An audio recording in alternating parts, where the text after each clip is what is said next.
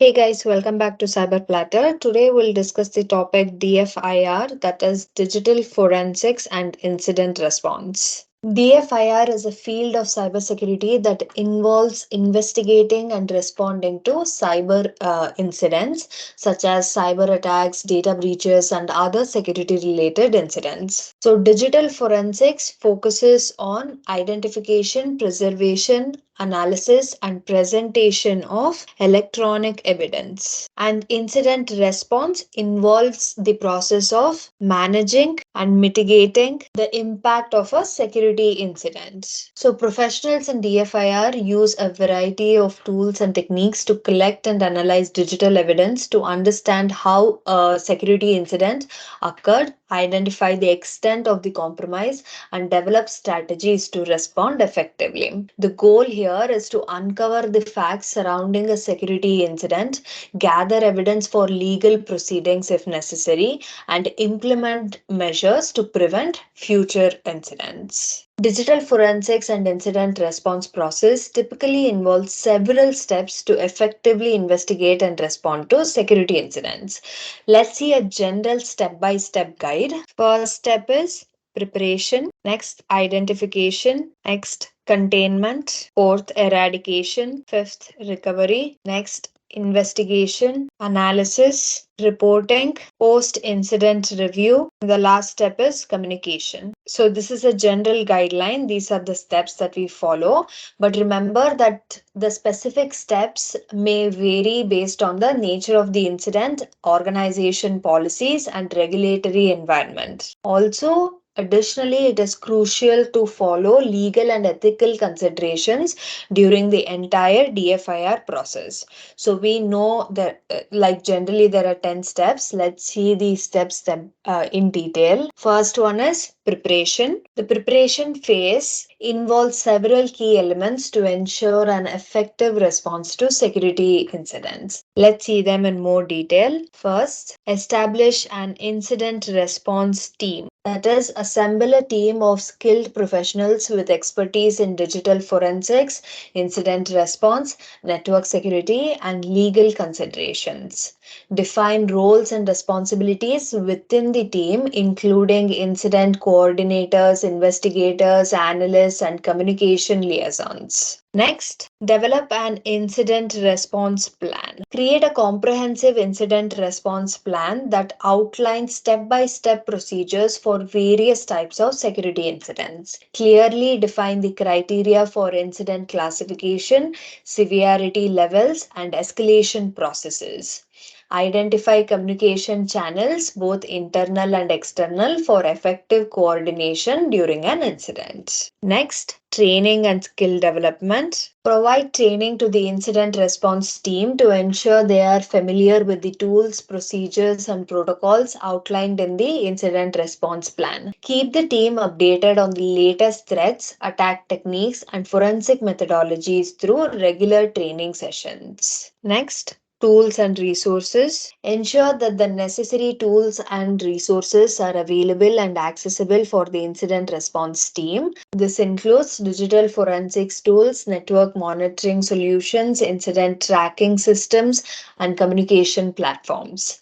Regularly update and test these tools to ensure they are effective and aligned with current cybersecurity standards. Next in preparation phases, legal and regulatory compliance. Understand and adhere to legal and regulatory requirements related to incident response, data privacy, and evidence handling. Establish relationships with legal counsel to provide guidance on compliance and potential legal actions during an incident. Next, communication protocols. Define communication protocols for internal and external stakeholders. Establish a clear chain of command and reporting structure to ensure timely and accurate information flow. Determine how and when to communicate with employees, customers, management, law enforcement, and other relevant parties. Next step in preparation is incident detection and monitoring. Implement robust monitoring solutions to detect and alert on potential security incidents. Set up continuous monitoring of network traffic, system logs, and other relevant sources. Establish baseline behavior for normal network and system activities to aid in anomaly detection. Next step in preparation is tabletop exercises and drills. Conduct regular tabletop exercises and drills to test the effectiveness of the incident response plan. Simulate different types of security incidents to identify areas for improvement and ensure a coordinated response. So, the goal of the preparation phase is to equip the incident response team with the knowledge, tools, and procedures needed to respond effectively to security incidents. This helps in minimizing the impact on the organization. Now let's look at the second phase, that is identification. Identification phase in the DFIR process focuses on detecting and classifying potential security incidents. Let's see the different key aspects in identification. First one, continuous monitoring. Implement continuous monitoring solutions to actively watch for signs of security incidents. Monitor network traffic, system logs, and other relevant data sources to detect anomalies and suspicious activities. Use intrusion detection systems, IDS, and SIM tools, that is security information and event management tools, and other monitoring tools. Next, alerts and notification. Set up alerts and notifications to promptly notify the incident response team of potential security incidents. Establish clear criteria for triggering alerts based on unusual behavior, known attack patterns, or other indicators of compromise, that is IOCs. Next, incident reporting. Encourage a culture of reporting within the organization, where employees are encouraged to report any suspicious activities or security concerns. Establish a designated reporting channel, such as a help desk or incident response email for employees to report incidents. Next, classifying incidents. Develop a classification system to categorize incidents based on their severity, impact, and nature. Classifications may include categories such as phishing attacks, malware infections, unauthorized access, data breaches, and more. This step helps prioritize the response efforts according to the perceived risk. Next, incident triage. Conduct initial triage to quickly assess the scope and potential impact of the incident. Determine whether the incident requires immediate attention, containment, or further investigation. Triage helps in allocating resources effectively and prioritizing incidents based on their criticality. Next, collaboration with external sources. Establish relationships with external sources such as threat intelligence feeds, industry ISACs, that is information sharing and analysis centers, and law enforcement agencies. Leverage external intelligence to enhance the detection capabilities and stay informed about emerging threats. Next, documentation. Document incident details, including the initial findings, alerts triggered, and any actions taken during the identification phase. Maintain a record of false positives and negatives to refine detection mechanisms over time. Next is UEBA, that is User and Entity Behavior Analytics. Implement UEBA tools to analyze patterns of user and entity behavior and identify deviations from the norm. UEBA can help detect insider threats, compromised accounts, and other anomalous activities. Next is forensic readiness. Ensure systems are configured for forensic readiness, meaning that logging and monitoring capabilities are optimized for investigative purposes. Collect and retain relevant logs and data to aid in post-incident analysis. Next is incident classification criteria. Clearly define the criteria for classifying an event as an incident, ensuring consistency in the identification process. Consider factors such as unusual network traffic, multiple failed login attempts, unauthorized access, or suspicious file activity. So, the identification phase is crucial for swiftly recognizing and classifying potential security incidents, setting the stage for the subsequent steps in the DFIR process. Let's go to the next step, that is containment. This involves taking immediate actions to isolate and limit the impact of a security incident. Let's see the key elements of the containment phase. First is isolation of systems. Identify and isolate affected systems or networks to prevent further spread of the incident. Disable compromised accounts, disconnect infected devices from the network, or implement network segmentation to contain the incident. Next is blocking communication channels. Block communication channels used by attackers such as malicious IP addresses, domains, or specific protocols. Employ firewalls, intrusion prevention systems, that is IPS, or network access controls to restrict unauthorized communication. Next, endpoint isolation. If malware is involved, isolate affected endpoints to prevent lateral movement within the network. Use endpoint security solutions to quarantine or disconnect compromised devices from the network. Next is network segmentation. Implement or strengthen network segmentation to restrict the lateral movement of attackers. This helps contain the incident to specific network segments, limiting the potential impact on the entire organization. Next, shutting down services. Temporarily shut down or disable compromised services or systems to prevent further damage. This may involve taking critical systems offline while the incident response team assesses the situation. Next, blocking accounts. Disable compromised user accounts or accounts associated with suspicious activities.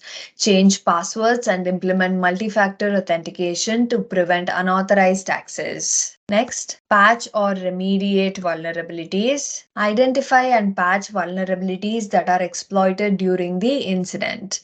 Implement security updates, patches, or configuration changes to eliminate the root cause of the incident. Next, incident-specific actions. Take action specific to the incident depending on its nature. For example, if it's a phishing attack, block malicious email addresses. If it's a DDoS attack, implement traffic filtering. Next, communication with stakeholders. Communicate with relevant stakeholders, including IT teams, management, and external partners, about the containment measures being implemented. Provide updates on the progress of containment efforts and any impact on business operations. Next, monitoring for escalation. Continuously monitor the environment to ensure that the incident is effectively contained.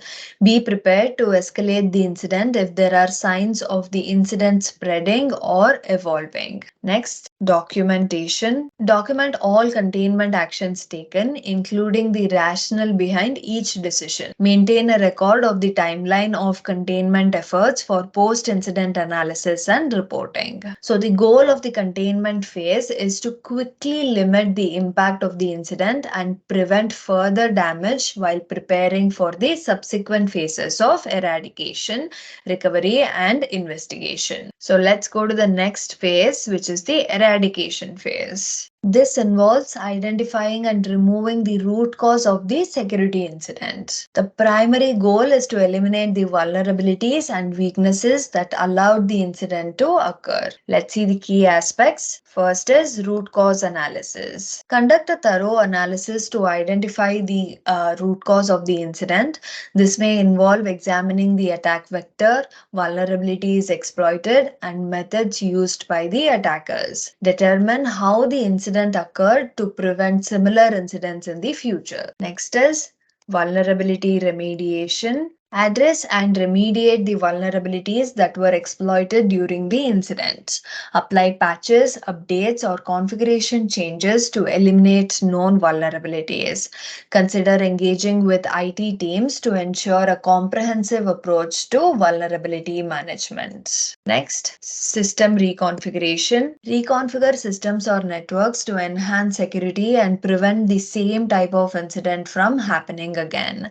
Adjust security settings, permissions, and configurations based on lessons learned from the incident. Next, Malware removal. If malware was involved, take steps to thoroughly remove it from affected systems.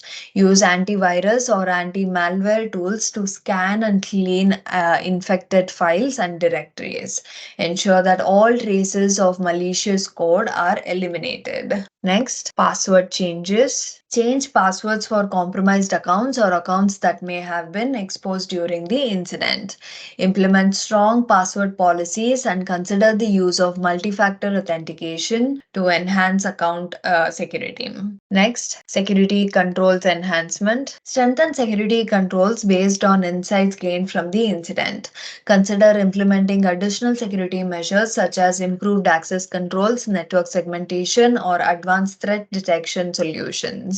Next, documentation. Document the actions taken during the eradication phase, including changes made to systems, configurations, and security controls. Keep a record of the steps taken to eliminate the root cause of the incident for future reference and analysis. Next, communication with stakeholders. Communicate with relevant stakeholders, including IT teams and management, about the actions taken during the eradication phase. Provide updates on the security enhancements implemented to prevent similar incidents. Next, testing and validation. Conduct testing to validate that the identified vulnerabilities have been successfully implemented.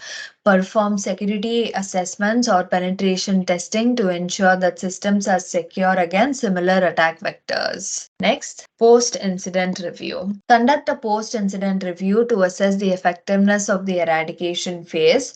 Identify any additional areas for improvement in security controls or incident response procedures. So the eradication phase is critical for ensuring that the organization eliminates the root causes of the incident and improves its overall security posture to prevent future occurrences. Now let's go to the next step, which is recovery. The recovery phase in the DFIR process involves restoring affected systems and services to normal operation after a security incident. The primary goal is to minimize downtime, resume business operations, and ensure that the organization can function effectively. Let's look at the key aspects now. First, system restoration. Begin the process of restoring systems and services that were affected by the incident. Use backups or clean system images to rebuild or restore compromised systems to a known good state. Prioritize critical systems to minimize the impact on business operations. Next, data recovery. Recover and validate the integrity of data that may have been affected or lost during the incident. Use backups or other recovery mechanisms to restore data to its pre-incident state. Next, infrastructure rebuilding. Rebuild any infrastructure components that were taken offline or reconfigured during the incident. Ensure that networking, server configurations, and other infrastructure elements are restored to their normal state. Next, service verification. Verify the functionality of critical services and applications after restoration. Conduct thorough testing to ensure that all services are operating as expected. Next, user communication. Communicate with users, customers, and other stakeholders about the progress of the recovery efforts. Provide guidance on any actions they may need to take, such as resetting passwords or updating software. Next, monitoring for anomalies. Implement continuous monitoring to detect any anomalies or signs of further issues after recovery. Stay vigilant for any residual traces of the incident that may indicate incomplete eradication. Next, incident review. Review the incident response process and the organization's handling of the incident. Identify lessons learned and areas for improvement in the recovery process. Next, documentation. Document the steps taken during the recovery phase, including system restoration, data recovery, and infrastructure rebuilding. Maintain records of the recovery timeline for future reference and analysis. Next, post-incident analysis. Conduct a comprehensive analysis of the incident and the organization's response. Evaluate the effectiveness of the recovery efforts and identify opportunities for enhancing future recovery processes. Next, Communication with stakeholders. Communicate the successful recovery to stakeholders and assure them that normal operations have been restored. Provide a summary of the incident, the recovery process, and any additional measures implemented for improved security. So, the recovery phase is crucial for getting the organization back on track and ensuring that it can operate without disruptions following a security incident. It marks the transition from response to normal operations, emphasizing resilience and the ability to bounce back from security challenges. Let's go to the next step, which is investigation. The investigation phase in the DFIR process is a critical step where thorough analysis and examination of the incident take place to understand its scope, impact, and root causes. Let's look at the key aspects. First one is incident documentation. Review and gather all available documentation related to the incident, including initial reports, alerts, and any information collected during the identification and containment phases. Next, forensic analysis. Conduct a detailed forensic analysis of affected systems, networks, and digital evidence to reconstruct the events leading up to, during, and after the incident. Use specialized forensic tools and techniques to examine files, logs, memory dumps, and other artifacts for evidence. Next, timeline construction. Create a timeline of events to establish a chronological order of activities related to the incident. The timeline helps investigators understand the sequence of actions taken by threat actors and aids in the overall analysis. Next, evidence collection. Continue collecting electronic evidence relevant to the incident. This may include logs, system images, network traffic captures, and any other artifacts that provide insights into the attack. Next, incident of compromise analysis, that is IOC analysis. Identify and analyze IOCs to understand the tactics, techniques, and procedures, that is TTPs, used by the attackers. Leverage threat intelligence sources to correlate IOCs and enhance the investigation. Next, UEBA. Analyze patterns of user and entity behavior to identify anomalies or suspicious activities. Determine if any insider threats or compromised accounts played a role in the incident. Next, collaboration and communication. Collaborate with internal teams, external partners, and stakeholders to gather additional context and insights. Communicate effectively within the incident response team and coordinate efforts to maximize the effectiveness of the investigation. Next, legal considerations. Adhere to legal and regulatory requirements when collecting, handling, and analyzing evidence. Work closely with legal counsel to ensure that the investigation is conducted within the bounds of applicable laws and regulations. Next, interviews and debriefs. Conduct interviews or debriefs with relevant personnel to gather information that may not be available through technical means. Obtain insights from IT administrators, end users, or other individuals involved in the incident. Next, data correlation. Correlate data from various sources to build a comprehensive understanding of the incident. Connect the dots between different pieces of incident to uncover the full scope of the attack. Next, report generation. Generate a detailed incident report summarizing the findings of the investigation. Include information on the attack vector, timeline, IOCs, TTPs, and any recommendations for improving security. Next, preservation of chain of custody. Ensure the preservation of the chain of custody for all collected evidence. Document who handled the evidence, when, and for what purpose. Next, lessons learned. Identify lessons learned from the investigation and use them to improve incident response processes, security controls, and overall organizational resilience. So the investigation phase is crucial for understanding the incident in depth, attributing it to specific threat actors or techniques, and gathering insights that can be used to enhance the organization security posture. Let's go to the next step, that is analysis. This involves a comprehensive examination of the collected evidence to draw conclusions, identify the impact of the incident, and develop insights for response improvement. Let's look at the key aspects. The first one is evidence examination. Conduct a detailed examination of the collected evidence, including logs, artifacts, and forensic data. Identify patterns, anomalies, and potential indicators of compromise (IOCs) that can provide insights into the TTPs used by the attackers. Next, contextual analysis. Contextualize the findings within the broader context of the organization's environment and industry.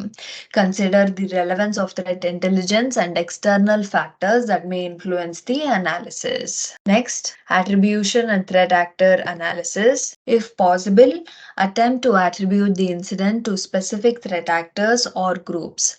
Analyze the motivations, capabilities, and tactics of the threat actors to understand their intent and potential targets. Next, impact assessment. Assess the impact of the incident on the organization's assets, data, and operations.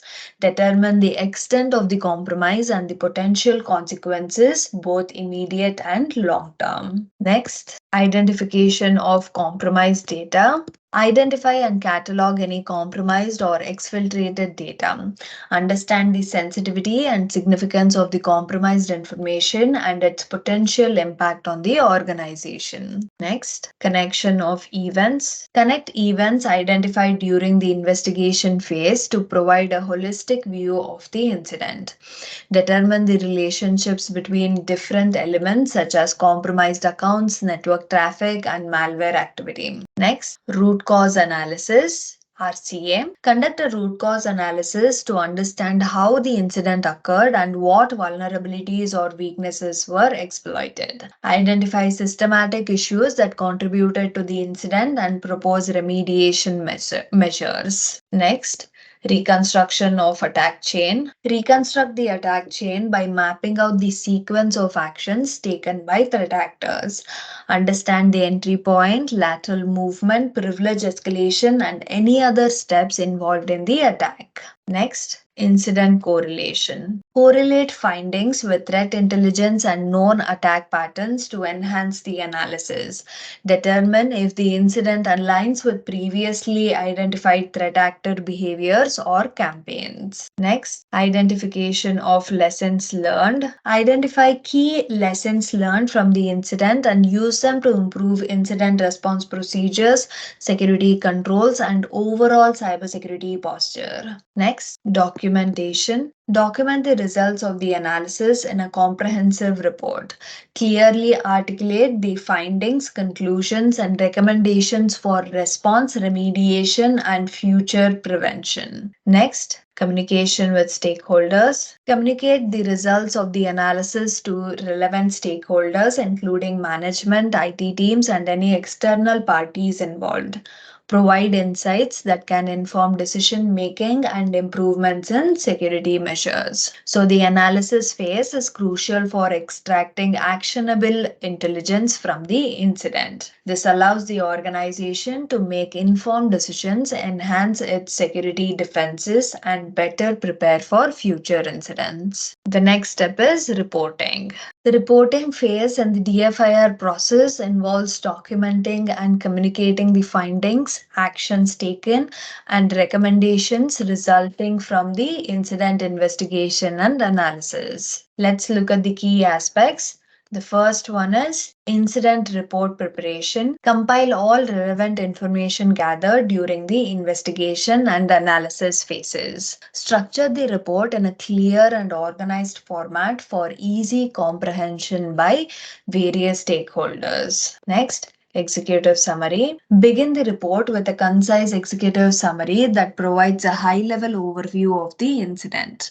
Summarize the key findings, impact assessment, and major actions taken during the response. Next, incident overview. Provide detailed information about the incident, including the incident classification, timeline of events, and the initial identification and containment efforts. Next, analysis and findings. Present the results of the analysis phase, including the identified root causes, impact assessment, and the tactics, techniques, and procedures (TTPs) used by threat actors.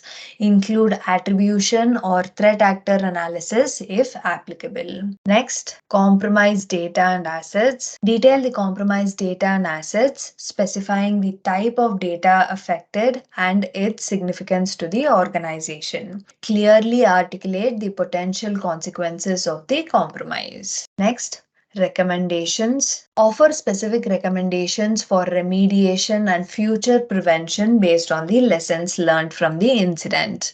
Provide actionable and prioritized steps that can improve the organization's security posture. Next, lessons learned. Summarize key lessons learned from the incident, including insights into areas for improvement in incident response procedures, security controls, and organizational resilience. Next, security controls enhancement. Propose enhancements to security controls, policies, and procedures that can help prevent similar incidents in the future. Consider incorporating recommendations from industry best practices and standards. Next, legal and regulatory compliance. Ensure that the report addresses any legal and regulatory compliance requirements. Conduct the organization's adherence to relevant laws and regulations during the incident response process. Next, communication with stakeholders. Share the incident report with relevant stakeholders, including executive management, IT teams, legal counsel, and any other external parties involved. Facilitate communication channels for stakeholders to seek clarification or additional information. Next, documentation of chain of custody. Include documentation of the chain of custody for all collected evidence, demonstrating the integrity and reliability of the investigative process. Next, secure distribution. Distribute the incident report securely, considering confidentiality and sensitivity of the information. Limit access to the report to authorized individuals and stakeholders. Next, post-incident review meeting. Conduct a meeting with stakeholders to review the incident report, discuss findings, and address any questions or concerns. Use the meeting to reinforce the importance of the incident response process and encourage continuous improvement. So the reporting phase is crucial for sharing valuable insights, facilitating informed decision making, and driving improvements in cybersecurity measures to prevent and mitigate future incidents. The next step is post-incident review in DFIR process. This involves a systematic evaluation of the incident response efforts and the organization's overall response to the security incident. Now let's look at the key aspects. First one is objective setting. Clearly define the objectives of the post-incident review, including assessing the effectiveness of the response, identifying areas for improvement, and capturing lessons learned. Next, stakeholder involvement. Involve key stakeholders, including members of the incident response team, IT personnel, management, legal, and other relevant parties in the review process. Next, documentation review. Review all documentation created during the incident response process, including incident reports, analysis findings, and communication records. Assess the completeness and accuracy of the documentation. Next, timeline analysis. Revisit the incident timeline to ensure that all events were accurately captured and analyzed. Identify any gaps or discrepancies in the timeline and address them. Next, effectiveness assessment. Evaluate the effectiveness of each phase of the incident response process from identification through recovery. Assess the timeliness, coordination, and appropriateness of the actions taken. Next, adherence to procedures. Check whether the incident response team adhered to established procedures and protocols. Identify any deviations from the incident response plan and assess the reasons behind them. Next, Communication evaluation. Evaluate the effectiveness of communication within the incident response team and with external stakeholders. Identify areas where communication can be improved, including reporting structures and information sharing. Next, resource utilization. Assess how resources, including personnel, tools, and technology, were utilized during the incident response. Identify any resource constraints or inefficiencies. Next, identification of success. Recognize and document successful aspects of the incident response, such as effective containment, quick recovery, or successful collaboration with external partners. Next, identification of challenges. Identify challenges faced during the incident response, such as resource limitations, communication issues, or technical difficulties. Analyze the root causes of challenges and propose solutions. Next, lessons learned. Summarize key lessons learned from the incident response process.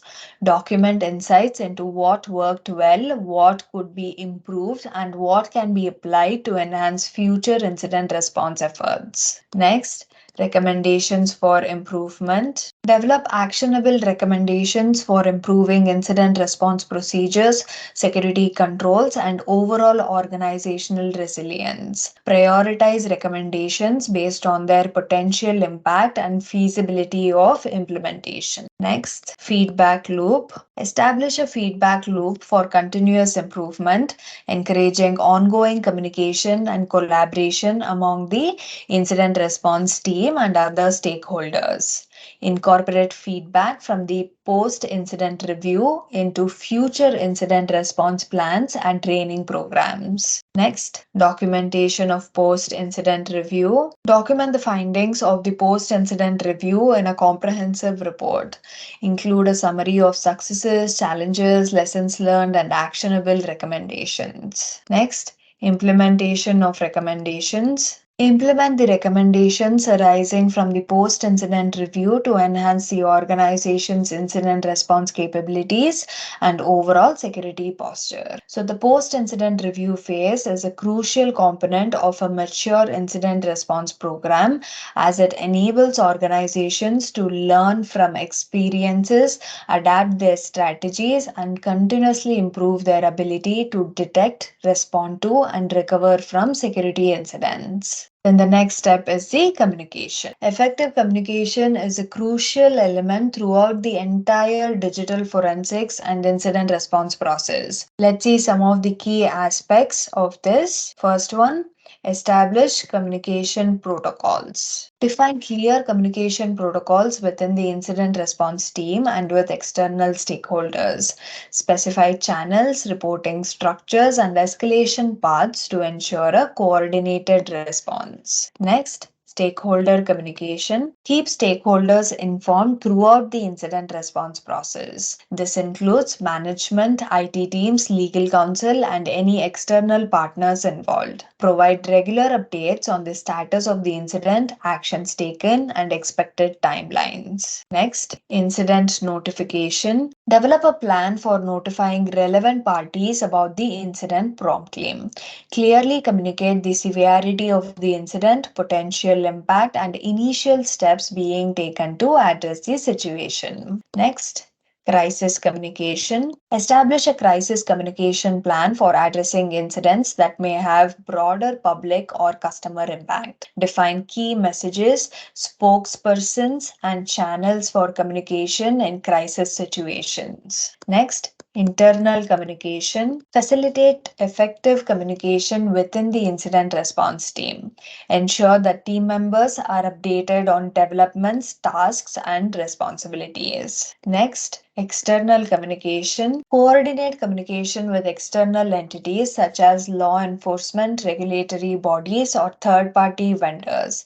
Ensure that external communications align with legal and regulatory requirements. Next, regular briefings. Conduct regular briefings or status meetings to discuss the current state of the incident, progress made, and upcoming actions.